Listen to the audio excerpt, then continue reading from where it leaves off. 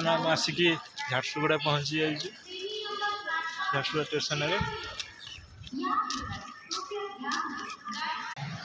ବର୍ତ୍ତମାନ ଆମେ ଝାରସୁଗୁଡ଼ା ପହଞ୍ଚି ଯାଇଛୁ। ଲଜ୍ରେ ଆସିଛୁ।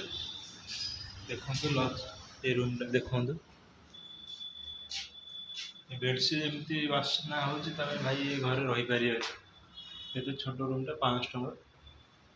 ଏବେ ଘଣ୍ଟା 2 ଘଣ୍ଟା ଖାଲି ଫ୍ରେଶ୍ ହେଇକି ଆମେ ଏଠୁ ବାହାରିବୁ। ଏଇଟା ତ କେଉଁ ଦିନଠୁ ଧୁଆ ହେଇନି।